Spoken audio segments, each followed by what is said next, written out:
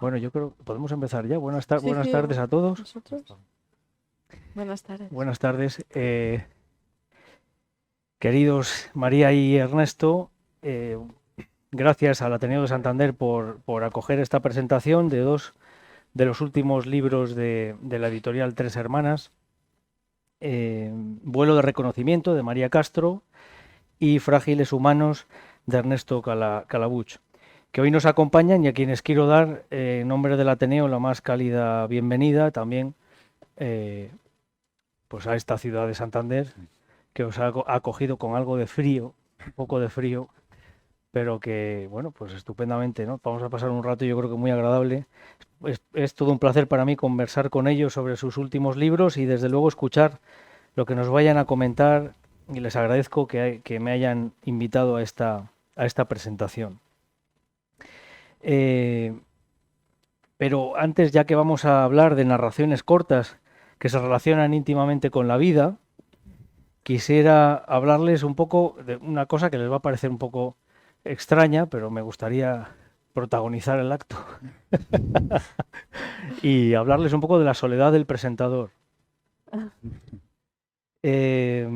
¿Ustedes se acuerdan de La soledad del corredor de fondo? La novela de Sillitoe, me parece que era, que se fue llevada luego al cine, ¿no? Sí. Eh, pues yo les voy a hablar brevemente de La soledad del presentador de fondo. Espero que no les moleste esta inesperada introducción. Voy a hacer un breve cuento que se va a titular exactamente La soledad del presentador de fondo. El 21 de diciembre de 2022, en esta institución, en el Ateneo, en la sala de arriba, presenté con su autora y su editor un libro, Vuelo de hierro, de la editorial Tantín, que sinceramente me arrepiento de haber presentado. Participé en el proyecto y en la presentación y no tenía que haberlo hecho. Vaya por lo delante que lo hice, pero Esperemos que no te arrepientas de lo hice mal. Hay cosas que uno hace y no debería hacer, y eso es algo que hice y no debía hacer ni por la ocasión ni por la calidad de un proyecto en el que por otro lado había intervenido. Fue un acto deshonesto, fui además entre un tonto útil, apalominao, sin gracia, un personaje falto de sustancia, salido, pienso, de La conjura de los necios, por ejemplo. Este sé que es un llamamiento, una declaración un poco dramática, pero es como me siento. Decirlo me libera un poco y creo que es justo que lo proclame en la misma institución en que se produjo esa presentación. A fuerza de honesto, por lo menos de valorar un poco aquel acto. Y ahora les cuento otro suceso añadido, esta vez rondando lo tragicómico, no tanto lo dramático, sino más bien lo tragicómico, otro suceso sobre la soledad del presentador de fondo que fue hace muchos años, el 23 de noviembre del año 2011. Presenté otro libro titulado Y extranjero tú fuiste en la tierra de Egipto, también de la editorial Tantín, esta vez en el Centro Cultural Doctor Velasco de Laredo. La autora vivía allí, en Laredo, y contaba con un buen número de seguidores entre el público, cosa que yo tenía que haber tenido en cuenta. Que no jugaba yo en casa, jugaba fuera de casa, y eso sí, hay que saberlo siempre. La verdad es que lo que me animó a aceptar entonces no solo fue el compromiso con la editorial, sino el apellido francés de la autora, que yo creía que me podía alumbrar los tiempos de la bohemia parisina o algo así. Tenía que componer un texto largo, como de media hora. Hice un gran esfuerzo por leer la obra, por leer el libro. Lo realmente llamativo del caso es que mientras yo leía mi esforzado texto de presentación, que intentaba ser amable pese a todo, la autora me iba corrigiendo cosas. O sea, me iba añadiendo glosas a lo que iba diciendo, ante el creciente fervor del público, que la iban animando cada vez más. Fue una situación, o sea, me sentí como un sparring al que machacan sobre el ring bajo la orden de no responder al campeón. O sea, porque, claro, encima tenía que estar obediente y discreto y no podía decir nada, no podía hacer nada. Aquel texto que leía a duras penas no lo he encontrado en mi ordenador, de hecho, o sea que imagino que lo eliminaría después bajo la promesa de no volver nunca más a presentar un libro que ni me gustara ni me motivase. Obviamente. Bueno, estas dos andanzas de humilde presentador casi han sido como narraciones dramáticas y tragicómicas, un poco ridículas ambas, solitarias, irreales, y demuestran mi insignificancia y el ridículo que uno hace bien por sí mismo y el contexto, caso de la primera presentación que les he hablado, o bien por los demás, caso de la segunda. Les puedo asegurar, sin embargo, que la doble presentación de esta tarde es para mí muy grata, o sea que tengo que decirlo, ¿vale? Es muy grata. Yo me siento entre amigos que además han escrito sendos libros que me han gustado mucho y cuya lectura, ya lo digo de antemano, recomiendo. Por supuesto, les animo a que los compren, si no lo han hecho ya, seguro que lo harán después, eso espero, desde luego. Si les parece, vamos a proceder de la siguiente manera. Voy a presentar primero a María Castro y su libro y formularemos alguna pregunta. Luego presentaré a Ernesto y también haremos alguna pregunta y seguidamente abriremos a los dos algunas cuestiones que seguramente puedan compartir. Por supuesto, luego si alguien quiere intervenir, pues estaréis encantados de atender cualquier cuestión al respecto, ¿no? Vuelo de reconocimiento es el primer libro de relatos de María Castro Hernández, licenciada en periodismo por la Universidad Complutense y colaboradora en diversos medios. Ha publicado 3 álbumes infantiles de la Biblioteca Moca en el sello Silonia. Otro de sus libros, El León de Candela, ilustrado por Juliana Salcedo, ha obtenido el premio Ilustrofest 2021. Aquí tenemos precisamente a Julia Cobo, que trabajó el año pasado, investigó como trabajo de investigación precisamente la obra infantil o dedicada al público infantil de María. Destaca la escritora de la fascinación que le producen las narraciones cortas que, dice, tienen la ventaja de condensar el impacto en el lector, te dan un instante, un fogonazo que si está bien hecho puede deslumbrarte o desarmarte. María ha reunido en Vuelo de reconocimiento 5 relatos que se articulan bajo una clave argumental, intentar entender por qué tomamos las decisiones que tomamos en nuestras vidas, porque no siempre las cosas son como habíamos pensado. Las decisiones que tomamos nos determinan, aunque siempre queda, según dice ella, comprender las decisiones de los demás, entender qué se ha quedado en el camino, qué nos ha llevado a un sitio y no a otro y definitivamente no juzgar, frenar nuestra tendencia a juzgar a los demás. Habría que desterrar los juicios de los que emerge la culpa. Las andanzas de un corresponsal español en Londres es la motivación del primer relato titulado El combate, el más extenso, por cierto, con 2 personajes alejados de España, Antonio y Andrés, que se sienten más o menos alejados también de su circunstancia política, de la dictadura y de su propio pasado. Estamos hablando del año 68, 1968. No son de la generación que ha hecho la guerra, sino de los que han nacido ya en la posguerra o en el entorno de la guerra. Tocas en este relato un tema muy interesante, creo que no muy tratado, como es el de la gente española, los españoles que vivieron fuera de nuestro país sin estar forzosamente exiliados en los años 50 y 60. Y mientras lo leía recuerdo, y seguramente que muchos de ustedes pues les sonará rápidamente, la obra de un escritor y periodista santanderino corresponsal en Londres, que es Jesús Pardo. Sí, al que me conoció. Bueno. Sí, luego, si quieres. Es que yo creo que rápidamente sale la idea de Jesús Pardo y otros santanderinos que tuvieron ocasión de estar en Roma, París, Londres también, unos años antes de cuando tú ambientas el relato, ¿no? El combate que excita el pensamiento de los protagonistas es el que disputaron José Legrá y Howard Winston en el verano del año 68 por el Campeonato del Mundo del peso pluma. Me ha parecido muy interesante el trasfondo de un suceso deportivo histórico como telón de lo que sienten los personajes alejados de España, sintiendo una libertad que no había en el país. Y además, muy interesante también la reflexión metaliteraria también sobre la escritura de la crónica periodística, porque en diferentes momentos del relato aparece el cómo se escriben las crónicas, ¿no? A veces falseándolas, incluso traduciéndolas del francés, y entonces se publicaban al día siguiente. En fin, bueno. Sigo con el último relato del libro, el quinto, titulado Horizonte, que es el más corto y el que a mi juicio puede quedar algo más al margen con respecto de los otros 4, que describe una escena costera en un día gris, un día en el que parece que va a suceder algo y lo que sucede o ha sucedido es una tragedia que nos viene anunciada por el grito de una de las personas allí presentes, ¿no? Dejando aparte el primer relato y el último, los tres del medio, los tres relatos restantes del libro, creo que es claro que mantienen unas claves comunes: el protagonismo femenino, la intensidad de los sentimientos, el peso de la culpa y, por diversas circunstancias, la falta de proyección hacia el futuro. O sea, el futuro se ha truncado. ¿Eh? El segundo relato del libro, En lo alto del dolor, es de una intensidad apabullante, una reflexión sobre la culpa, el mal y el dolor. Una mujer paraguaya, que creo que se llama Carla, creo recordar que es Carla, de una barriada muy pobre de Asunción, se ve obligada a residir en España, pero está absoluta y desgarradamente marcada por la tragedia. Primero, la tragedia de tener que abandonar a los suyos y marcharse a ganarse la vida a otro lugar, y luego la tragedia familiar de lo que sucede en su ausencia, que es terrorífico.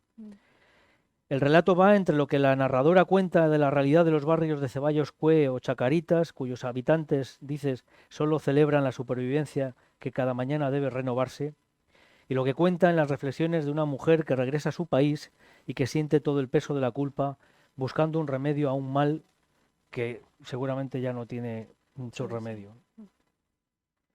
Solicitud es un relato, otro de los relatos, que está protagonizado por Hannah, una alemana de pura cepa, madre de 3 niños, en la escalada antijudía de la Alemania nazi.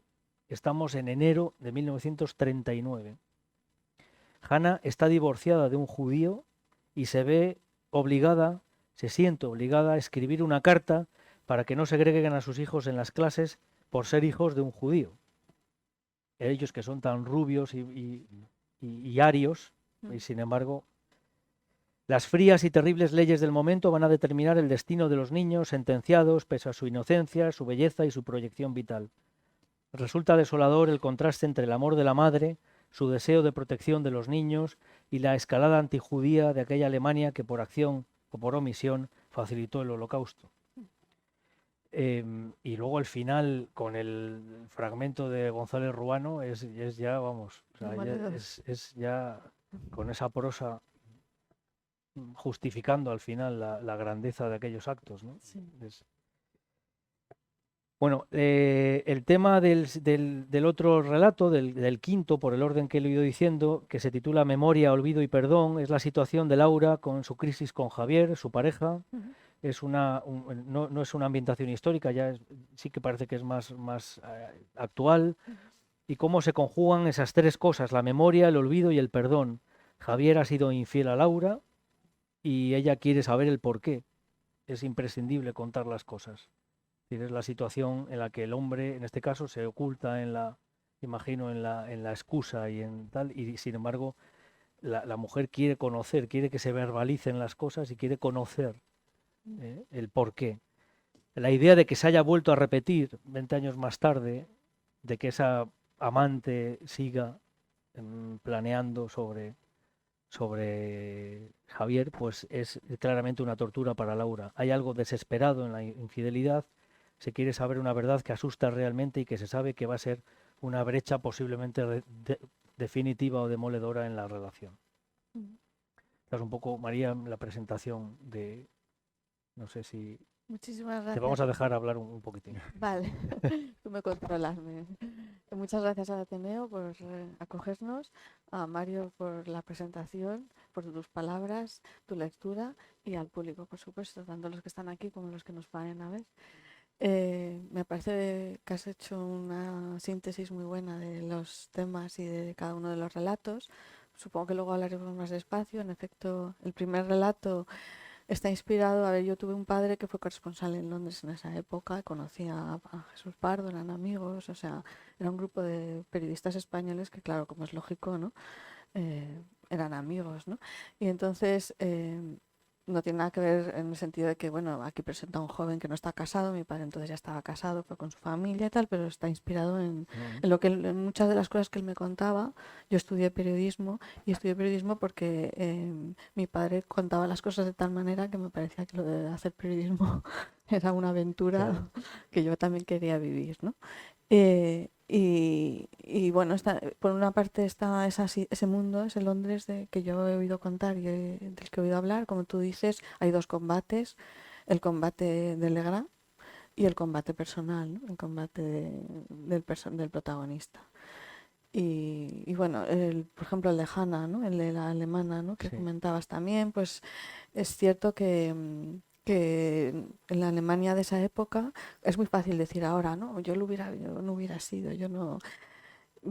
Claro, lo que a mí me sorprende, yo estuvimos en Weimar, en una ciudad de Alemania, que es la cuna de Goethe, digamos casi donde sea lo más maravilloso de Alemania culturalmente, ¿no? Que es Goethe, ¿no? Es la figura como Sí. para nosotros puede ser Cervantes, y sin embargo ahí había un campo de concentración que era Buchenwald, ¿no? Que estaba cerca de la ciudad. Y vimos una exposición que hablaba de cómo se había introducido el nazismo en las escuelas. Claro, es lo que comentaba, ¿no? Claro, tú te vas criando viendo todos estos mensajes y es muy difícil salir de él. Y lo que a mí me sorprendía de las cosas era que cuando se discutía, se entraba a discutir desde la dialéctica que ellos, los arios, habían impuesto los nazis, ¿no? No discutía, bueno, está fatal que segreguen, sea quien sea, sino que a sus hijos no los segreguen porque en realidad no son judíos, ¿no? Esa manera de entrar, consiguen que entres a discutir en su argumento, ¿no? Y entonces eso me parecía tremendo, ¿no? Que es muy fácil verlo desde el paso del tiempo, pero quería entender, ¿no? Cómo uno se va dejando llevar, ¿no? Y acaba argumentando, ¿no? Eso, ¿no? Bueno, Y ahí está no el sé. sentimiento de la culpa también, y toda la que sí es El sentimiento de la culpa es una cosa que yo creo que a las mujeres sobre todo lo tenemos muy, muy presente, quizá porque culturalmente nos hemos sentido siempre las madres, las responsables, las tal, ¿no? La figura de la madre siempre está muy vinculada al tema de la culpa. Y está presente también en el cuento de Carla, ¿no? El de sí, Paraguay, porque yo es lo que siempre luego digo, bueno, las mujeres en realidad somos muy fuertes, ¿no? Hemos salido de muchas cosas y somos capaces de salir, nos estamos descubriendo un poco más ahora, ¿no? Yo creo que pertenezco a una generación eh, con un pie en la antigua manera de ver las cosas y ahora, ¿no? Es de manera mucho más, ahora hablo con mi hija y tal, y claro, el feminismo de ahora no tiene nada que ver con las reivindicaciones que se tenían en nuestra época, ¿no? Y, y es cierto que creo que muchas mujeres, por ejemplo, la mujer esta que, Laura, ¿no? Muchas mujeres no hemos descubierto nuestra fortaleza hasta que nos hemos visto obligadas por las circunstancias, ¿no? Siempre nos hemos creído, no, no hemos creído ese mensaje, ¿no? De la mujer, bueno, no somos capaces, ¿no? Y sí que somos capaces de hacer, pero nos falta como, ¿no? Un poco el empujón, ¿no? una de las preguntas que te quería hacer precisamente tenía que ver con la mujer, con el personaje femenino, Sí. que yo creo que ahí en los tres relatos centrales la intensidad del sentimiento y todo es mucho más brutal realmente. O sea, que está mucho más descarnado que en el primer relato del combate sobre Sí. que tiene que ver con los corresponsales de Sí. prensa y el último, ¿no? El de la escena costera. Sí, los tres Eh, centrales, al ser la mujer y hacer un poco una introspección, es cierto que en el primero quería reflejar eso, pero también me gustaba mucho la época, ¿no? Quería un poco ver también esa alegría. También coincidió con una época que mi hijo se iba a estudiar a Inglaterra, entonces esa alegría que te puede producir ser joven y irte al extranjero, y más aún estamos hablando de los años finales de los años 60, el contraste de irte a Inglaterra o estar en España era muy grande, ¿no? Entonces, por un lado la ilusión y la alegría, ¿no? De verte fuera, ¿no? De España, ¿no? De ver otra vida, otro mundo, ¿no? Es cierto que los tres centrales son muy duros, son muy duros, sí. porque son Sí. tres situaciones, sobre todo las dos de Carla, son situaciones muy duras, son situaciones de vida o muerte, o sea, realmente son situaciones muy dramáticas, pero sí que me metí mucho en el personaje de la mujer. Y luego llama la atención que esa introspección, ¿no? Que Mm. realizas en los personajes en los que realmente ya hay algún momento en que se sienten culpables. Sí, Cuando realmente otro análisis un poco más, seguramente más profundo, las liberaría de cualquier tipo sí, sí, por de culpa, supuesto. ¿no? Incluso Sí, la chica que ha sufrido la infidelidad, ahí es la que está sufriendo realmente, porque él seguro que no está sufriendo. O sea, Javier ya, seguro que lo envuelve todo en una retórica, en un tema, así de una sí, cosa puntual, yo te quiero a ti, no. pero sin embargo me estás cargando a mí de todo el peso de lo que ha sucedido, de todo, ¿no? Sí, sí, Es, está muy vinculado el tema de la culpa con el tema de la maternidad y con el tema de las mujeres, ¿no? O sea, siempre, si le pasa algo a los hijos, bueno, es que la madre a lo mejor tal, es que... claro, Entonces eso, aunque ya nos estamos liberando mucho, es cierto que ha sido algo que nos ha acompañado y eso no te lo quitas de la noche a la mañana, o sea, no puedes decir, no, es un análisis duro de hacer y tiene que ser racional, porque cuando tú recibes un impacto de algo como madre, inmediatamente se te activa la culpa porque lo tienes ya tan interiorizado, ¿sabes? Entonces tienes que hacer el análisis racional sí. para quitártela de encima, ¿no? Mm. Un poco, ¿sabes? O sea, Con respecto, has comentado ya el tema de tu padre y la relación con Londres, obviamente, sí, y las crónicas, con lo cual la documentación en buena parte procede, obviamente, de lo que que tú me contaban, conocías y tú, claro, claro. pero hay un aspecto del combate que me ha parecido, y es que, bueno, a mí como lector, ya no, que es el que a mí me recuerda a uno de los mayores placeres que yo particularmente tengo ante la televisión actual, de los pocos que tengo, que son las retransmisiones de boxeo, de Jaime Ugarte, el Tigre Beldonce y Emilio Marquiegui. O sea, de verdad, ¿eh? O sea, es de lo más mm, entretenido, de verdad, o sea, esas expresiones que utilizan, besar la lona, la distancia del dinero, o sea, están en la distancia del dinero, Sí. que, o decisión unánime, la vía del cloroformo, o sea, me parecen que son expresiones, es un argot.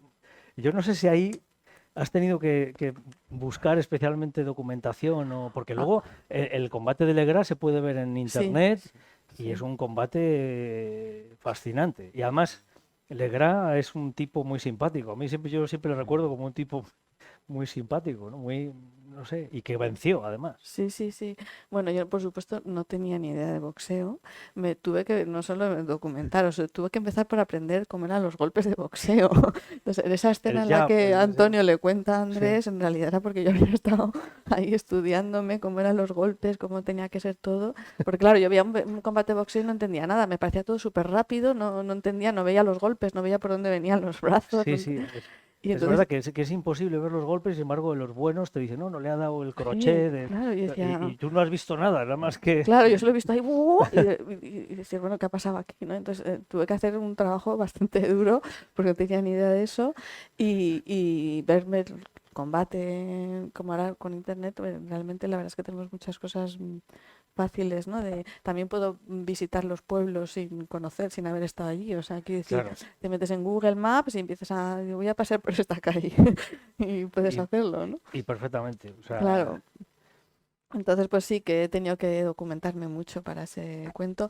Uno de los mayores retos era precisamente ese, que primero que, además, las mujeres, normalmente el boxeo es un... Yo me acuerdo aquella película, me parece que era Lauren Bacall, ¿no? mm, Que ella es una periodista de moda y él se casa con...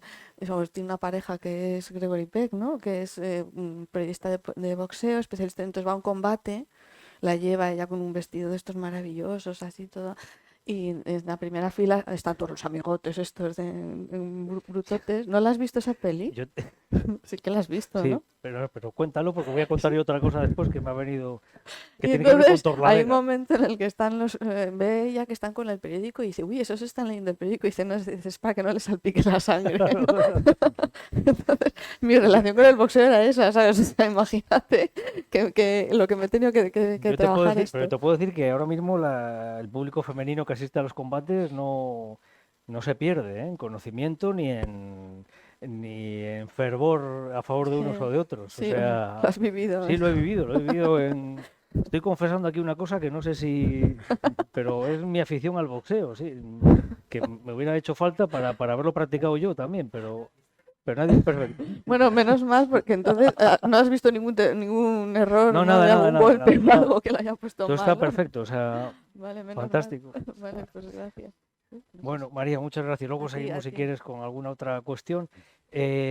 Hablamos, si les parece, de Frágiles Humanos y de Ernesto Calabuch, que es licenciado en Filosofía, escritor y crítico literario, profesor de filosofía, colaborador en varios medios como Zenda o Cultural. Ha publicado 4 libros de relatos: Un mortal sin pirueta, Caminos anfibios, La playa y el tiempo y este Frágiles humanos que presentamos ahora. Además de la novela Expuestos. Además es traductor del alemán, cosa que cualquiera de nosotros puede ser, imagino. Y entre sus traducciones está, no sé si la más reciente, la del discurso sobre la vejez de Jacob Grimm, ¿no? Que se ha publicado junto con el sobre la vejez de Cicerón, con la traducción de Vicente Cristóbal, también en la editorial Tres Hermanas. Ha escrito Ernesto que un escritor no es mucho más que una conciencia que en los días de suerte se dispara, se pone en marcha. La playa y el tiempo, publicado en el año 2020, le ha consagrado como uno de los narradores más interesantes de su generación, generación en la que un lector como yo realmente se siente identificado en muchas claves, realmente. Era La playa y el tiempo un excelente libro sobre la aceptación de la existencia y del paso del tiempo, porque a cierta altura de la vida las cosas finalmente son como son o como hayan de ser, que es lo que son palabras tuyas. Los personajes están perplejos ante su edad y el paso del tiempo y tratan de sacar algún tipo de enseñanza para seguir viviendo de la mejor manera posible. Han de aceptar que ya no harán muchas cosas que podían haber hecho, ¿no? Que todavía les quedan muchas cosas por vivir, pero que hay cosas que hay que ya renunciar. Me acuerdo uno de los cuentos, de los relatos que tiene sobre Leonard Cohen, por ejemplo, que ya llega un momento que tiene que dejar ya ya tiene que pensar en otras cosas. Bueno, prosigue Calabuch en el libro que presentamos hoy, Frágiles humanos, la reflexión sobre la vulnerabilidad humana y la perplejidad ante el paso del tiempo, proponiendo 15 relatos con situaciones y personajes tan cotidianos como significativos. El libro habla de frágiles humanos, dice, porque casi todo es mayor que nosotros en esta época que vivimos. Todo se desborda o nos persigue y nos sentimos pequeños. Es verdad, esto yo creo que lo hemos hablado, que te quedas estupefacto ante lo que pasa, ante la situación, ante el mundo, las cosas. Ya no estás en tu elemento, como dirían en el Gran Lebowski. O sea, en este libro esencial creo que es la idea de la memoria como vía tan sutil como engañosa para la existencia. Un relato que puede resumir muy bien las inquietudes de Ernesto es el titulado Luna Naranja, sobre un librero berlinés llamado Hartmann, que pasa por todas las fases vitales hasta llegar a la aceptación. El mundo se vuelve con el tiempo más limitado pero más sereno a la vez. Los relatos son de una belleza a veces estremecedora, como ocurre con el primero de ellos, de su veloz vuelo, dedicado a Franco Battiato, por su canción Del suo veloce volo. El recuerdo de un compañero del colegio que murió joven se tiñe de la tristeza que proporciona la escasa memoria que queda sobre él. Dice en el relato: no queda mucho más, por desgracia, en la memoria, tan solo la sensación de que aquel tiempo fue poco más que una filigrana irrepetible, un salto hermoso, un delicado trazo en el aire, un calor en el alma, un veloz y hermoso vuelo, como la canción.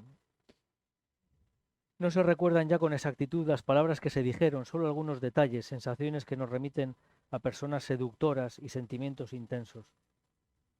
No olvida Ernesto en este libro su propia reflexión metaliteraria en el relato titulado El único experimento, sobre las razones que el escritor tiene para intentar controlar el tiempo. Escribe que un escritor no es mucho más que una conciencia que en los días de suerte se dispara, se pone en marcha, como hemos visto antes.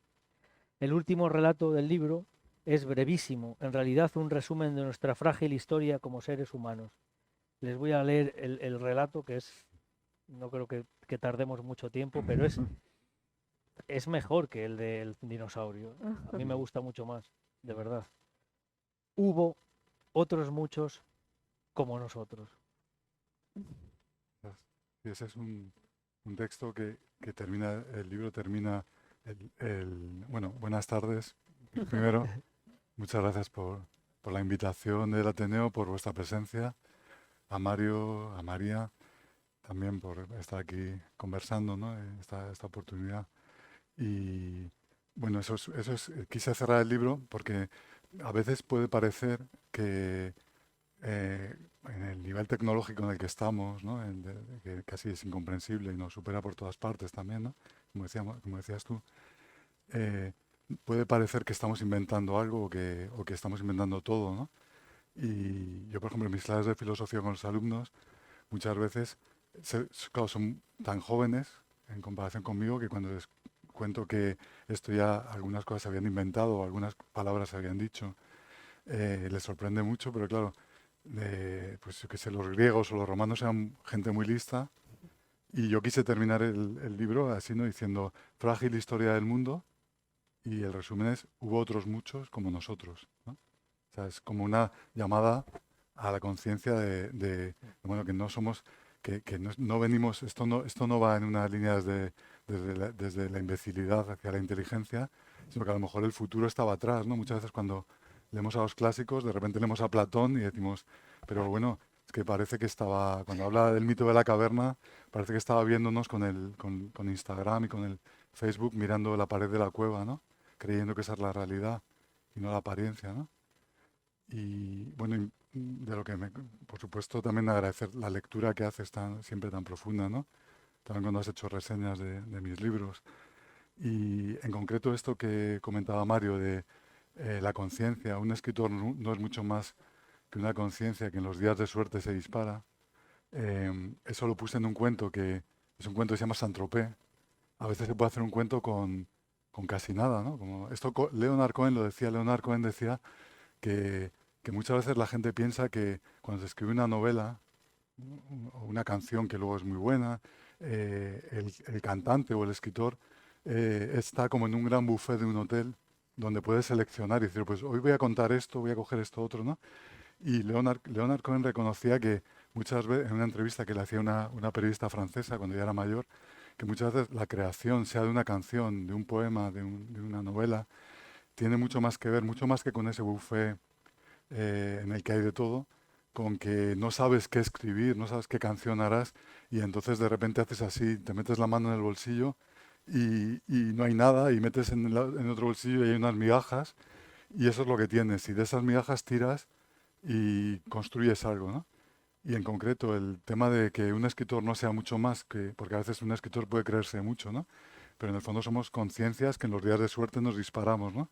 Entonces esto está en un cuento que se llama Saint-Tropez, que de repente yo estaba en mi casa, era verano y había un bañador que ya estaba viejo y de repente me quedé mirando y había una etiqueta que ponía Saint-Tropez. Y yo dije, joder, qué cosa tan elegante, ¿no? Saint-Tropez. Y yo no sabía que llevaba esto, ¿no? Y entonces me puse a escribir un cuento que en lugar de ser yo el que tenía ese bañador, eh, un escritor iba por un paseo marítimo de cualquier lugar de playa del sur y un señor de unos 60 años iba caminando delante por la mañana y llevaba el bañador en el que ponía Saint-Tropez. Entonces este escritor que va detrás no molesta a este señor, lo va siguiendo y va imaginando una historia en la que este señor que lleva la etiqueta de Saint-Tropez ha tenido una vida fascinante en la que iba a Francia a veranear y tomaba unos martinis con una camisa blanca, ¿no? Y había unas actrices francesas esplendorosas, ¿no? Entonces proyecta una vida merecida para este señor que lleva ese bañador con esa etiqueta en la que pone Saint-Tropez. Y, y ahí en un momento él reconocía eso, Sí. ¿no? Que dice, bueno, realmente que es un escritor, pues vas siguiendo a una persona o ves una etiqueta y se te ocurre tirar del hilo, ¿no? De hecho, bueno, entre los amables asistentes de esta tarde hay alumnos, alumnas que han leído Sí, o que hemos bueno, trabajado en clase muchas el gracias. libro de Frágiles Humanos. Sí, Y una de las cuestiones que han comentado los que lo han leído, porque tenían opción de leer diferentes libros, ¿no? Era justamente eso que comentas, es decir, que de una anécdota o de un suceso cotidiano, aparentemente sin importancia, claro. que salía un cuento, salía Sí, un cuento que elevaba de alguna manera esa situación a una categoría literaria y tal, ¿no? Y de hecho, hay un momento que dices que el cuento, en una entrevista, el cuento te permite analizar el mundo, hablar de él al hilo de la propia vida, de los azares que nos van conformando. Dice, un buen cuento es toda una visión del mundo y a veces estás simplemente hablando de una mujer solitaria que pasea en una playa o de un matrimonio que se separa. claro. Y eso Sí, te está dando unas claves claro. que te enlazan Sí, con una manera de ver el sí. mundo también, ¿no? Mira, por ejemplo, en este libro hay un cuento que se llama Ingravidez. Ahora que falleció Aute, bueno, yo tuve la suerte que mi padre era amigo de Aute en Madrid, en los años buenos de Aute, los 80, digamos, ¿no? Cuando tuvo tanto éxito que llenaba la plaza de ventas y Sí. los teatros. Y entonces de repente yo, al morir Aute, me acordé de una anécdota que, claro, yo era un adolescente de 14 años que la paga que te daban los padres, pues la invertías en comprar las casetes de Aute, ¿no? Y estaba todo el día con un radiocasete escuchando sus canciones. Mi padre lo veía mucho porque era este Madrid del Café Gades, ¿no? Y entonces yo de repente me vino a la memoria la separación de mis padres cuando yo tenía 14 años y que hay un momento que yo no conocía personalmente a Aute, mi padre me hablaba mucho de él y yo recortaba todas las entrevistas con él, las cosas de los conciertos, ¿no? Mi padre me llevaba a los conciertos y de repente me vino a la memoria que cuando yo conocí por fin Aute, con 14 años, mis padres se habían separado y estaba relativamente cerca una casa de la otra, estábamos haciendo la mudanza, eh, varios viajes con objetos. Era un sábado por la mañana y yo había ido con mi padre y mi padre tenía un mini Cooper de estos de los antiguos rojo, como el de Mr. Bean, pero en rojo, ¿no? Y, y entonces aquellos televisores enormes que había, que pesaban muchísimo, y yo como me creía ya como mi hombrecito, le digo a mi padre, déjame que yo llevo el televisor, ¿no? Entonces estábamos en la calle, mi padre había abierto las puertas del Mini y estábamos viendo cómo se podía meter ese televisor en el Mini, si había que poner además unos cojines o algo para que no se rompiera. Y estaba con el televisor y entonces de repente mi padre dice, hombre, Eduardo, estaba Aute ahí, ¿no? Y entonces dice, mira, este es mi chaval que tanto te admira, que te ha hablado tanto de él, no sé qué. Entonces yo recuerdo que estuve, en lugar de dejar el televisor en el suelo, meterlo en el coche, yo pude estar 10 minutos con el televisor hablando con Aute sin que me pesara el televisor. Y por eso Al se llama el menos no cuento. lo tiraste. El cuento se llama Ingravidez. Y yo ahí digo que es lo más cerca que yo he estado de ser un astronauta, ¿no? Un astronauta en gravedad cero, ¿no? Y entonces dices, bueno, qué tontería, ¿no? Pues un chico que sus padres se separan, lleva un televisor y conoce al cantante, a su cantante favorito en aquel momento, ¿no? Pero de ahí sale una historia, ¿no? De ahí puede salir una historia. Claro. ¿Sabes quién te manda un abrazo esta tarde? ¿Quién? Don Luis Landero. Hombre, sí, yo tuve la suerte que Luis Landero, yo fui a un colegio de curas, ¿no? En Madrid, y no había COU, lo que era el COU, y entonces me fui a un instituto del centro de Madrid. Y entonces había profesores buenísimos ahí. Y había un señor que era Luis Landero que daba clases de lengua y literatura cuando no había publicado nada. Ese era el año 85. Y entonces, claro, nos daba unas clases fascinantes diera lengua, diera literatura, claro, tenía un montón de anécdotas, pues él había sido guitarrista flamenco a nivel de acompañar al padre de Manzanita, Sí, sí, sí, sí. ¿no? En tablaos en París. Y entonces, claro, escuchar a Landero era como una cosa maravillosa. Y ya una vez que me marché del instituto, publicó Juegos de la Tardía. Luego he mantenido la relación con él, ¿no? A lo largo de los años. Pues le dije que íbamos a Qué, estar qué- qué y ilusión, sí, sí, qué sí. ilusión. Muchas Hay Sí, gracias. una sí, cosa que compartís, Landero y tú. sí, sí, por supuesto. Creo que hay una cosa que compartís, que es esa cosa de que en la cotidianidad puede ocurrir cosas Sí, absurdas, porque en los cuentos de Ernesto hay mucho sentido del humor, y yo creo Sí, que tiene un sentido del humor muy similar al de sí. Landero, ¿no? Sí, y No sé, además, sí es verdad, y luego esa idea que tiene él de que la novela está en lo que está aquí, sí, o sí, sea, no hace falta irse sí. a claro, grandes mundos eso es. Mm. fantásticos, sino que solamente hace falta observar, ¿no? Sí, Claro, que los Y, personajes de Landero son y es como verdad, sí, todo el sí, día, ¿no? sí, Generando, ¿no? Historias, ¿no? Con lo sí. que se inventan claro, sus vidas, se Y hay una inventan. cosa muy importante que comparte con otros escritores en ese punto yo creo que de la docencia, sí, y que yo creo que hemos intentado transmitir también en otros ámbitos, que se insiste mucho en la lectura, ¿no? Insiste mucho en la lectura, la necesidad de leer y tal, pero hay que insistir en la escritura, sí, sí, sí. realmente. Sí, de hecho, Bueno, por supuesto en la lectura, claro, pero en la escritura, ¿no? sí, Y ese ejercicio que hacíais claro, o que obligaba a los alumnos, eso oye, es. tenéis que escribir todas las semanas, tenéis que contar, Sí, tenéis que...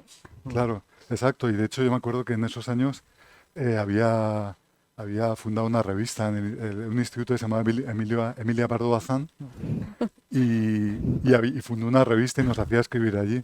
Cuéntalo de la revista. Ah, bueno, yo es que yo era un arrogante en esa época. Lo sigue siendo un poco. Y entonces recuerdo que imagínate la osadía que te diga Luis Landero, aunque no supieras que iba a ser Luis Landero, ¿no? Oye, escribes bien, me gustaría que participaras en la revista. Entonces la revista del Instituto Emilia Pardo Bazán, él quería que se llamara El Bazar de la Emilia. Y entonces yo le dije, me parece muy vulgar el nombre, no quiero participar. Y entonces debió pensar, este crío, ¿de qué va, no? Sí. Luego participé, encantado además, y bueno, y ya te digo, y Landero además, esa cosa, aparte de lo que comentas del sentido de humor, el cuidado del lenguaje. Yo me acuerdo en una presentación en Madrid de una novela de Landero, que él estaba diciendo, bueno, yo, como es tan humilde, decía, bueno, yo no sé cómo escribo, pero lo que sí sé es que odio la escritura notarial, ¿no? En la escritura estándar, digamos, que este escritor que escribe como cualquier otro, que no lo distingues, que no tiene una voz propia. Y entonces yo me acuerdo que en esa novela que presentaba, hablaba de un adolescente que pasaba muchas horas, como todos nosotros cuando hemos sido adolescentes, que mirando al techo de la habitación y sin saber muy bien qué hacer con su vida. Y en el coloquio que hubo al terminar la presentación, yo le digo, claro, has dicho que odias la escritura notarial y claro, es que tú no dices que un adolescente está tumbado en la cama mirando al techo, sino que dices, pasaba muchas horas abandonado a la anchura del tiempo. Claro. Entonces, a mí me pareció tan bonito, porque era como que lo veías el tiempo, ¿no? La anchura del tiempo, ¿no? Digo, claro, solo Luis Landero puede Claro, decir, naturalmente, claro. puede decir algo Esa así, es otra ¿no? de las cosas que les hemos robado a los chavales, ahora porque ahora ya no se tumban, sino que están con el móvil, ¿no?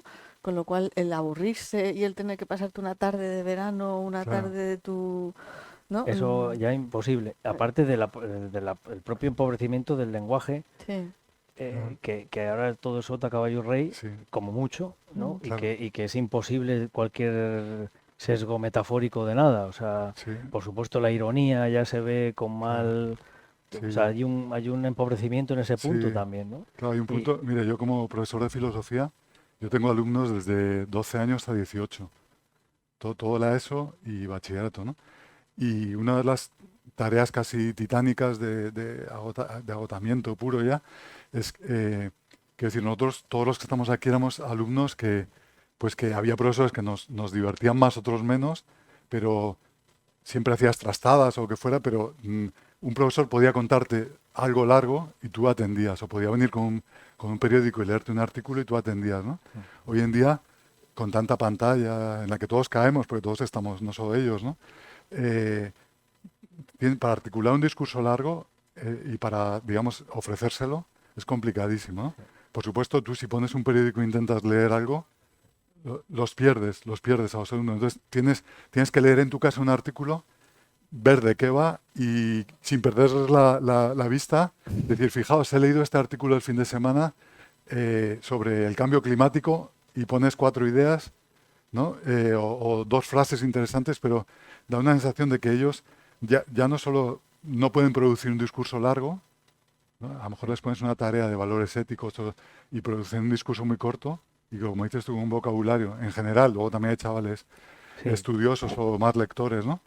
Pero la media es un poco difícil, ¿no? y sin embargo, yo por mi experiencia ya como con los niños, ¿no? De la escritura de álbumes, es cierto que a los niños pequeños, no sé en qué momento se produce el salto ese, ¿no? Pero es cierto que los niños de 3 4 les sigue gustando que les cuenten un cuento. Sí, O sea, a un niño tú le sacas un cuento y dices, ¿quieres conocer a una perrita? Tal?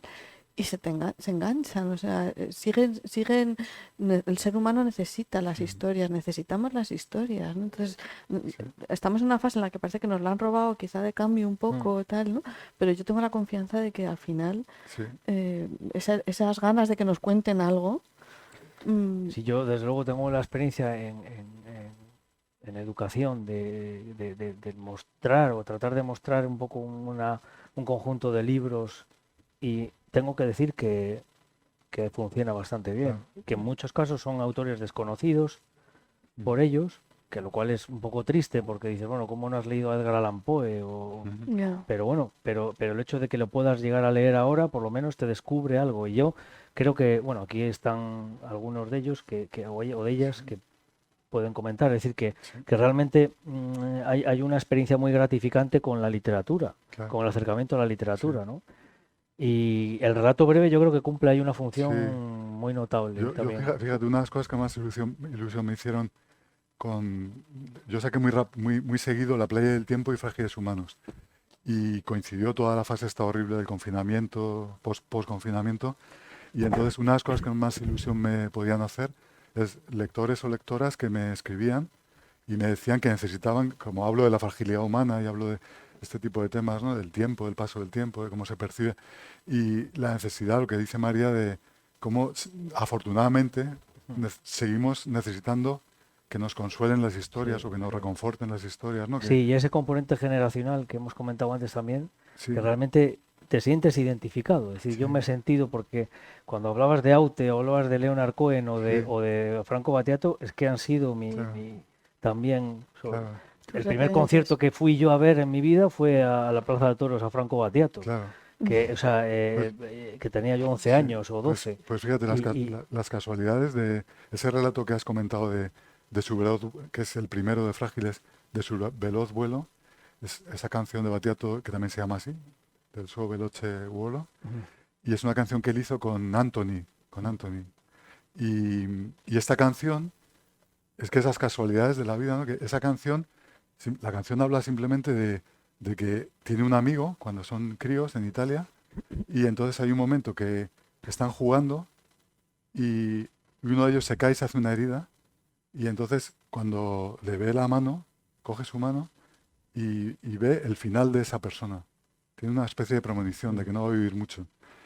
Y, y yo en este cuento, de repente, tengo un amigo del colegio, tenía un amigo del colegio que, que éramos muy amigos, que jugábamos juntos al balonmano y que una vez jugando al balonmano se cayó, se hizo una herida y yo le ayudé a lavarse la mano cuando en una fuente estas del patio.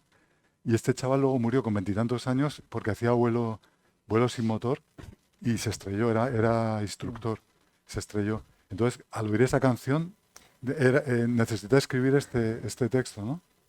que es bellísimo además, ¿eh? La evocación del chico, o sea, Sí, todo lo que queda en la memoria ahí, ¿verdad? sí, que Y es, son dos repetidores de curso con ese miedo de los colegios antiguos de curas que parecía que ibas al infierno por repetir un curso, ¿no? Y que eras, que no eras digno. De alguna manera ibas a llegar a casa y cómo presentabas esto a tus padres de que no habías conseguido aprobar las matemáticas o la física o lo que fuera, ¿no?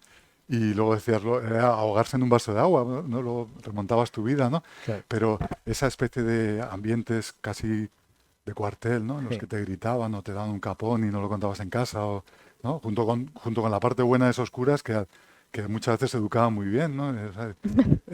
Claro, A intentar. no, claro, eran las es dos verdad, cosas, eran las dos cosas, ¿no? Porque por un lado había una disciplina sí, muy férrea, digamos, sí, y por otro lado es verdad que había grandes maestros sí. también, ¿no? Pero es curioso cómo de repente dices, quiero contar una historia que tiene que ver con esta canción, ¿no? Y que hay muchos parecidos.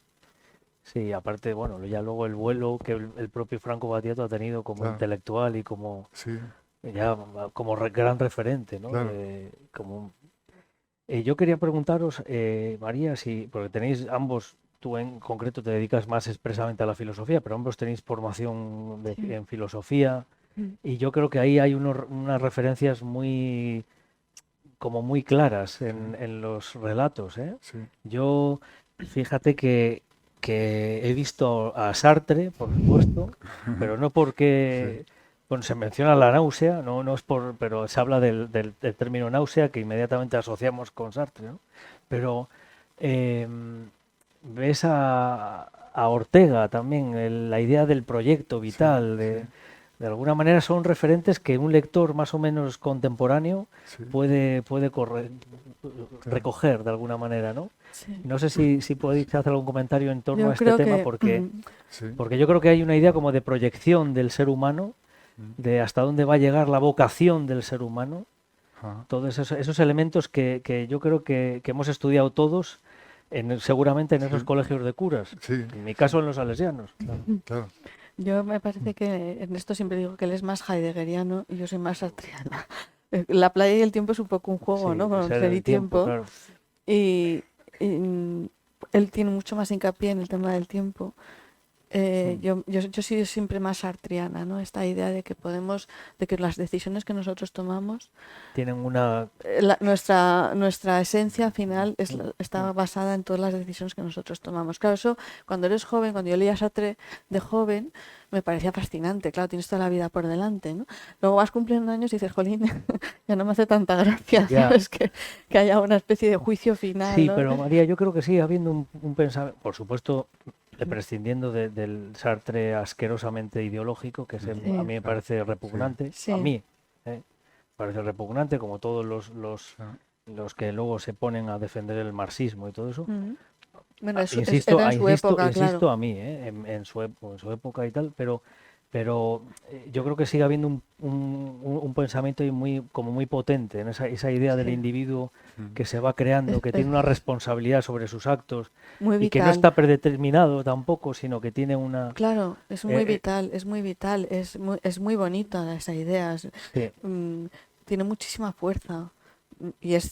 Yo creo que es cierto, o sea, esa idea de, no es que yo, las circunstancias, a ver, tenemos que asumir la responsabilidad de nuestros actos y cuando eres consciente de eso y coger las riendas de tu vida, es muy bonito. Es muy bonita, o sea, hace falta ser muy fuerte, pero al mismo tiempo, sí. sabiendo además, perdona, que en ese mismo pensamiento está la propia limitación a la felicidad y a todo. Es decir, que sabes que no vas a conseguir tampoco gran cosa, pero sí vas a poder, o vas a poder intentar desarrollarte, tal. De ahí, en tus cuentos, por ejemplo, el trauma que supone la falta de proyección de los niños, por ejemplo. O sea, Ya. esos niños que sabes que van a morir, ¿no? Ya. O sea que hay un... No, eso lo sabemos nosotros, pero la madre tiene La que tomar madre, claro, una no, decisión claro, en un claro, momento. claro. Esa es otra de las cosas fascinantes. Claro, tú tomas la decisión en ese momento con los elementos que tienes en ese momento. Y a posteriori pueden venir cosas que no... Y es muy fácil decir, en ese momento la madre tiene que tomar una decisión. Nosotros sabemos lo que pasó después, ¿no? Pero eso también es una de las cosas que a mí me fascina mucho, ¿no? Que hablamos mucho a posteriori, ¿no? Yo creo que yo habría hecho...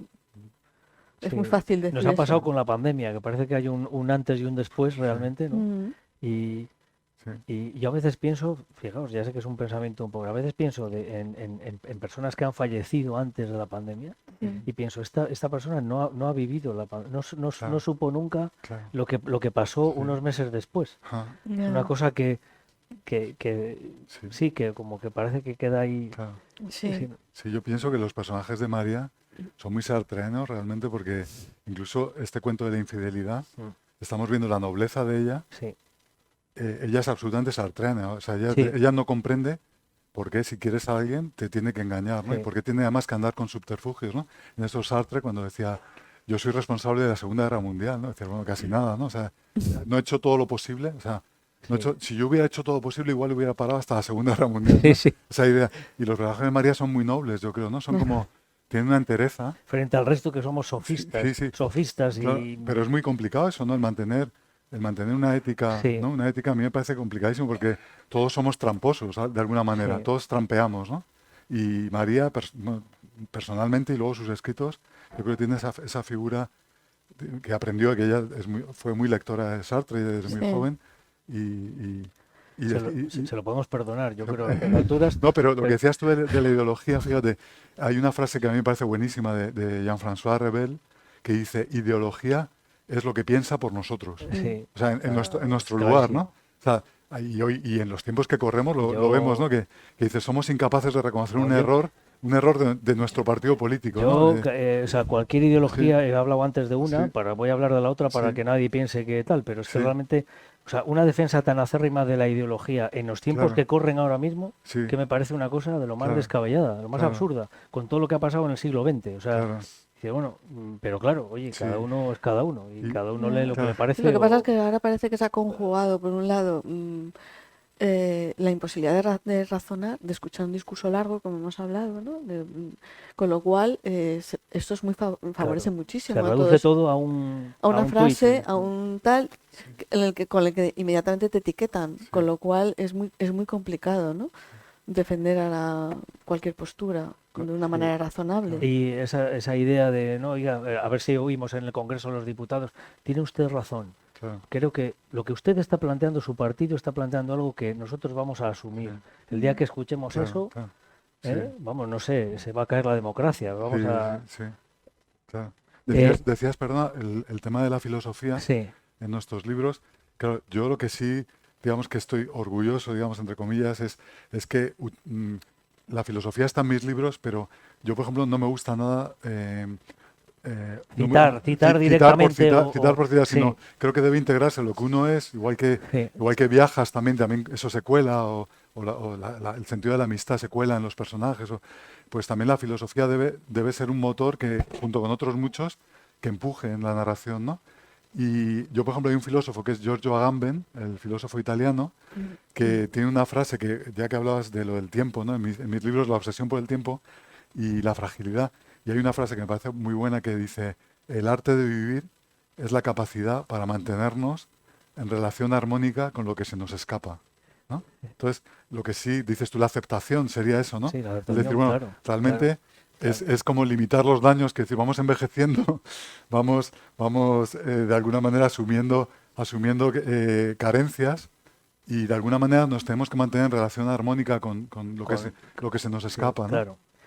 Que contrasta con ciertos criterios educativos en los cuales a los niños no se les puede hablar de fracaso, Claro, ni se les puede decir que no, ni se les puede traer carbón los reyes, claro, porque les puede Claro, machacar. pero es que se ve el fracaso como algo malo en lugar de ver el fracaso como una oportunidad de aprendizaje, ¿no? Claro, Eso entonces, también es un problema de cómo lo hemos enfocado todo, ¿no? claro, O sea, en lugar de decir, bueno, es que nadie puede crecer si no te pegas la torta, o sea, quiere decir que es como, sí, como vamos, ¿no? Entonces, hablando de esto, me acordaba de lo de Séneca, que es una cosa que a mí siempre me ha gustado mucho, ¿no? Cuando su ensayo sobre el odio dice que mientras vivamos entre humanos, cultivemos nuestra humanidad, ¿no?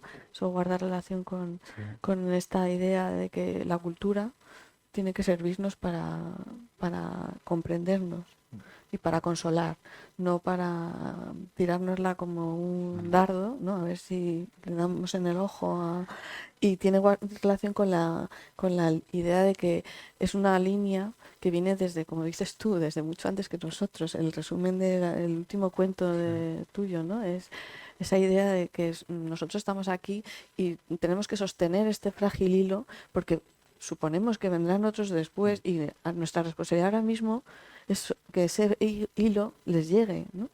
Hubo muchos antes como nosotros y habrá otros muchos. Y nuestro momento ahora es sostener eso, sostenerlo, ¿no? Para que les llegue, ¿no? mm, Creo que eso es algo que es muy importante. si hablas de cultura, además, Claro, que claro, como elemento ahí sustentante, claro. imprescindible. Cultivar Y esto. no lo decimos por decir, porque el otro día llamé por teléfono a María y me dijo que no me podía atender porque estaba en la ópera. Entonces me llamó tanto la atención que rápidamente lo pasé a mis amigos, o sea, lo envié, lo retuiteé, entré en Instagram, se lo envié a todos. Yo tengo una amiga que va a la ópera. Y sí, por supuesto no me han creído. claro, Muchos, Tengo fotos, muchos te no, puedo pasar. no saben lo que es la ópera, muchos. claro, sí. Bueno, Sí, otra cosa que ha ocurrido, Mario, otra cosa que ha ocurrido, hablábamos de cómo pueden haber cambiado los alumnos y ha habido un corte con la cultura en el sentido de que nosotros, quiero decir, nosotros sabíamos quién era Antonio Machín, aunque no hubiéramos oído nunca Antonio Machín, ¿no? Por nuestros padres, claro. o sabíamos quién era Audrey Hepburn o O Marlon Lauren Brando, Bacall. Lauren Lauren Bacall, Bacall Marlon Brando, y es muy curioso porque yo lo veo con los alumnos que de repente es como del 2000, de antes del 2000, alumnos, no hablo de los que tú tienes, ¿no? Pero los más pequeños sobre todo, a mí me ha pasado en una clase de valores éticos que estábamos hablando del CO2, tal, y les puse un reportaje y había un científico que se llamaba Paul Newman. Entonces hay un momento que sale el científico y pone debajo Paul Newman. Y yo pensé, ahora se reirán. Entonces no pasó nada. Claro. Y yo paré el documental y digo, Pero Paul Newman. nos hace gracia. Y dice, ¿quién? ¿Por qué? Digo, no, hubo un actor que claro, a mí me parecía alucinante porque todos habíamos crecido con el cine de nuestros padres, con la música de nuestros padres y nuestras madres, y había como un continuo que de alguna manera heredábamos, ¿no?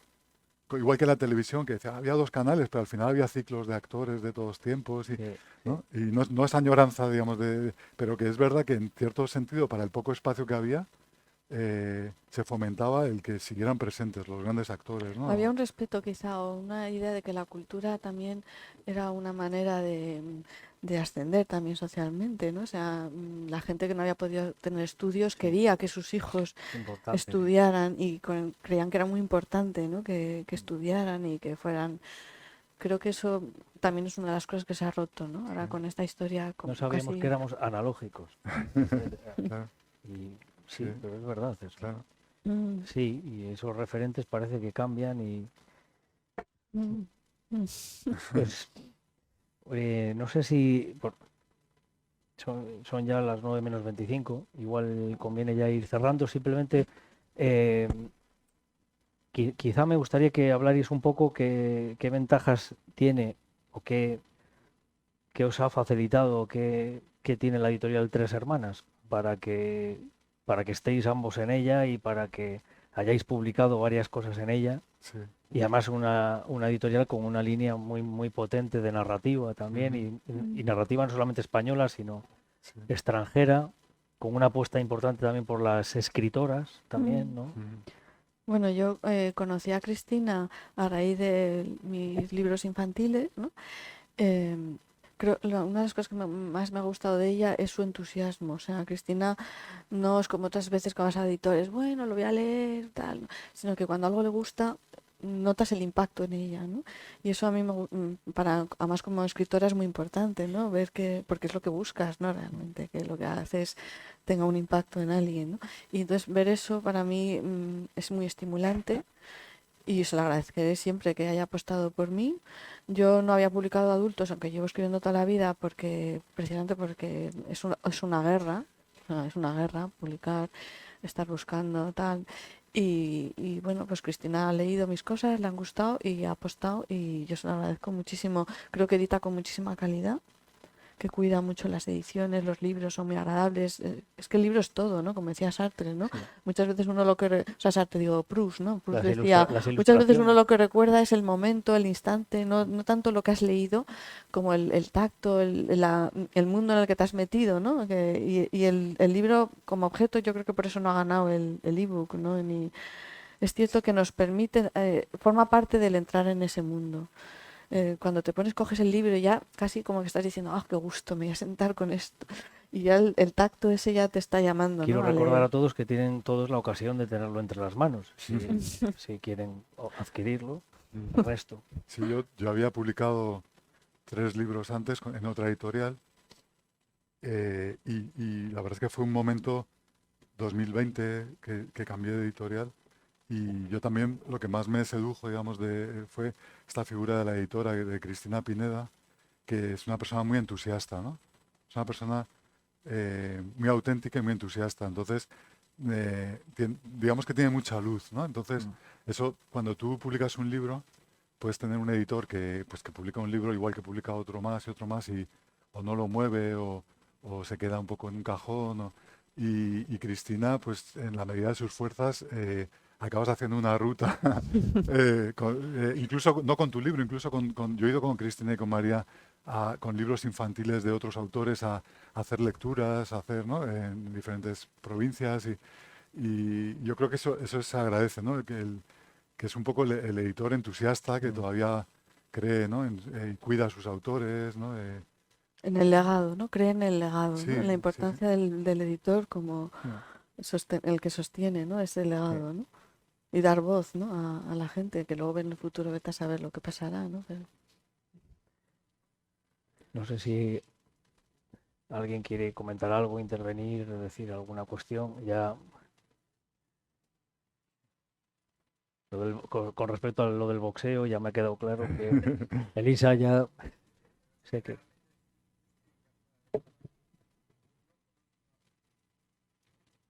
Ah, con esta voz que yo tengo. Ah, que los de la tele, Dios mío. Estoy encantada de estar aquí. No conozco nada vuestro, pero me gusta. Me gusta lo que he Muchas gracias. escuchado. Muchas Adelante. gracias. Muchas Muchas gracias. Muchas gracias. gracias. Zacarías. Hola, estoy encantado y voy a hacer una reflexión que es la que estimo, lo que creo que es lo más importante. ¿Qué hacemos entre todos para que se lea más? Yo voy a explicar una experiencia. Yo soy un cantador americano, nacido en Auriezo, aquí canto de siempre, y desde que estuve en América trabajando tantos años he ido mínimo 2 veces al año a América. A Colombia, Perú, Centroamérica, familiares, tíos, primos, todo. Entonces, en el avión había una revista de Iberia mensual que la leía todo el mundo. Ahora con la pandemia se acaba la revista y ya el año pasado ya no hay revista, ni este año no hay revista, nada. Y ahora experiencia a controlar y apuntar qué leer. Antes, las librerías de los aeropuertos, había mucha gente que comprando libros. Yo siempre, en cada vuelo, me leo un libro. En los últimos, sobre todo en el último, Madrid, Bogotá y Bogotá, México, ¿sabes cuántas personas había leyendo? Sí. Una. Esa era yo. Nadie leía. No hay ni una revista, ni un libro. No leía nadie. En el viaje anterior, como me vio leyendo una persona que se encuentra conmigo, que viajaba en otra parte del avión, y dice, ¿y vas leyendo? Me dice, un santanderino de aquí, Antonio Casado concretamente. Digo, ¿y tú? Dice, no, es que no leo. Digo, pues toma un libro. Le regalé otro libro que había comprado. O sea, no lee nadie. ¿Qué hacemos? ¿Qué hacemos para que la gente lea? No lee nadie, señores. Es que es lo que está pasando. Y lo de la revista de Iberia, si alguna tenéis oportunidad, Iberia y de otras líneas, esa revista era muy ilustrativa. Era mensual, te decía, te hablaba de Colombia, de México, donde llegaba, de España, de la comida, a escritores, artículos muy bonitos, siempre muy entretenidos, ilustrativos y algunos de mucho valor literario, pienso yo. En fin, a ver qué hacemos para que se lea y se escriba más. Escribir a mano. Como el último escrito que hemos visto de Lope de Vega, que ha venido ahí en el periódico, con ese tipo de letra inglesa esencial. Bueno, muchas gracias y perdón por esta licencia que he tenido en favor de la lectura. Sí. Muchas gracias. Muchas gracias. Estoy totalmente de acuerdo con usted. Es cierto que las móviles son un enemigo de la lectura. Son tan rápidos, la satisfacción que producen a los chavales, el enganche, pues es muy difícil que venza. Pero sí que, como elemento positivo, insisto en lo que yo he visto cuando yo voy a contar mis cuentos a los niños, ¿no? Que los niños, a pesar de todo, les sigue gustando que les cuentes un cuento. Entonces, esa es la idea con la que yo intento ser positiva y pienso que sí, que el ser humano, hemos pasado la historia, ya tenemos muchos siglos de historia, ha habido fases de todo tipo, han caído imperios, han surgido y hay momentos mejores, peores, momentos más oscuros, momentos más claros, ¿no? Y yo creo que no morirá la cultura. Estamos pasando por esta fase, pero creo que no va a morir, ¿no? Y creo que seguiremos queriendo escuchar las voces, ¿no? Me estaba acordando ahora de Petrarca con este principio tan bonito de Boicas, vosotros que escucháis los versos sueltos, ¿no? Y ese vosotros somos nosotros, estamos ahora en el siglo XXI y sin embargo estamos escuchando esa voz y eso va a seguir existiendo, ¿no? Esa emoción que te puede producir una lectura creo que difícilmente se puede encontrar en otro lado, ¿no? A pesar de... Yo tengo esperanza. ¿Qué podemos hacer? Seguir en la lucha, seguir ahí, yo creo, ¿no? No sé, tú. Sí, me ha interesado mucho lo que ha dicho usted, estoy totalmente de acuerdo. Y yo, de hecho, en uno de los relatos, no recuerdo en cuál, hablo del momento en el que, con esto, cuando el teléfono dejó de ser un teléfono y pasa a ser otra cosa. Y entonces yo me acuerdo cuando Steve Jobs, que presentó uno de estos iPhone que iba el teléfono inteligente, y dijo, cuando lo presentó dijo, esto va a cambiar el modo de relación entre los seres humanos. Y entonces supongo que la gente estaría corriendo a comprar el aparato porque estaba diciendo algo gravísimo, ¿no? Porque ¿quién es usted para cambiar el modo de relación entre los seres humanos para que vayamos cruzando un semáforo con un paso de cebra o lo que sea, con la pantalla y el tiempo que antes dedicábamos a un periódico, pues estemos pasando fotos para ver los me gustas, ¿no? A mí eso me parece terrible, ¿no? El decir que alguien decida que un aparato de comunicación bueno, como era el teléfono, se convierte en algo que nos abstrae y nos hipnotiza y nos quita todo el tiempo que teníamos para otras cosas, ¿no?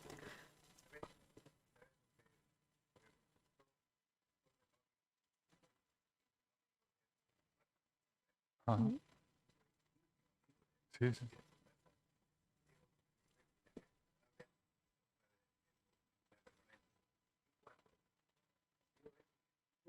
Ah, sí, de verdad. Qué bueno. Ya. Qué interesante, ¿eh? Sí, sí, sí, sí. Claro, Ya. claro. Por no Esto es hablar, como lo de la por bomba, no, de la energía sí, atómica.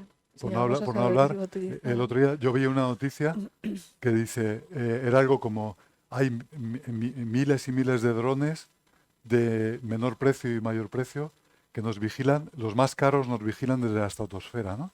Entonces, casi la gente aplaude porque hay tecnología para que nos espíen, ¿no? Entonces yo decía, nadie dice, yo no he dado permiso para que haya un aparato en la estratosfera vigilando mis movimientos, ¿no? O sea, entonces damos por hecho que la vigilancia permanente de todo lo que hacemos es algo normal y debería ser anormal, ¿no?